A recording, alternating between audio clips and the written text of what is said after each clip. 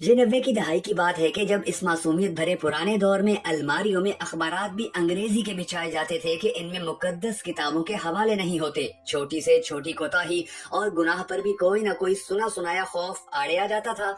जमीन पर नमक या मिर्चें गिर जाती थीं तो होशो हवास उड़ जाते थे कि कयामत वाले दिन आंखों से उठानी पड़ेंगी। फकीरों और गदागरों को पूरा मोहल्ला जानता था और घरों में उनके लिए खसूसी तौर पर खुले पैसे रखे जाते थे। मोहल्ले का डॉक्टर एक ही सिरिंज से एक दिन में 50 मरीजों को टीके लगाता था, लेकिन मजाल है किसी को कोई इन्फेक्शन हो जाए। जरकान या शदीद सर दर्द की सूरत में मौलवी साहब माथे पर हाथ रखकर दम कर दिया करते थे और बंदे भले चंगे हो जाते थे। घरों में खत आते थे और जो लोग खत पढ़ना नहीं जानते थे वो डाकिये से खत पढ़वाते थे।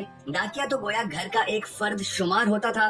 वो खत लिख भी देता था, पढ़ भी देता था और लस्सी पानी पीकर साइकिल पर ये जा वो जा। इम्तिहानात का नतीजा आना होता तो नस्र मिनल्लाह फतेह व करीब पढ़कर घर से निकलते थे और खुशी खुशी पास होकर वापस आ जाते थे। ये वो दौर था जब लोग किसी की बात समझकर ओके नहीं ठीक है कहा करते थे। मौत वाले घर में सब मोहल्लेदार सच्चे दिल से रोते थे और खुशी वाले घर में हकीकी कह कहे लगाया करते थे। हर हमसाया अपने घर से सालन की एक प्लेट साथ वालों को भेजता था और उधर से भी प्लेट खाली नहीं आती थी। मीठे की 3 ही इकसाम थी, हलवा, जर्दा और खीर। आइसक्रीम दुकानों से नहीं बल्कि लकड़ी की बनी रेडियो से मिलती थी जो म्यूजिक नहीं चलाया करती थी।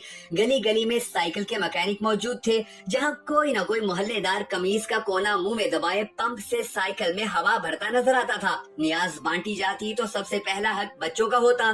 दूध के पैकेट और दुकानें तो बहुत बाद में वजूद में आई। पहले तो लोग बहाने से ही दूध ले जाया करते थे। ये वो जमाना था कि गुफ्तगू ही गुफ्तगू थी, बातें ही बातें थी और वक्त ही वक्त था। गलियों में चारपाइयां बिछी होती, मोहल्ले के बाबे हुक्का पी रहे होते और पुराने बुजुर्गों के वाकयात बयान कर रहे होते। जिन घरों में टीवी आ चुका था उन्होंने अपने दरवाजे मोहल्ले के बच्चों के लिए हमेशा खुले रखे।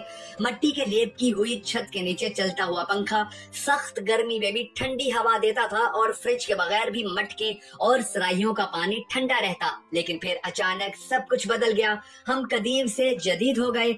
अब बावर्ची खाना सीढ़ियों के नीचे नहीं होता, खाना बैठकर नहीं पकाया जाता, दस्तरखान शायद ही कोई घर इस्तेमाल करता हो। मंजन से टूथपेस्ट तक के सफर में हमने हर चीज बेहतर से बेहतरीन कर ली, लेकिन पता नहीं क्यों कदर सहूलतों के बावजूद हमें घर में एक ऐसा डब्बा जरूर रखना पड़ता है जिसमें डिप्रेशन, सर दर्द, ब्लड प्रेशर, नींद और विटामिन की गोलियां हर वक्त मौजूद रहें।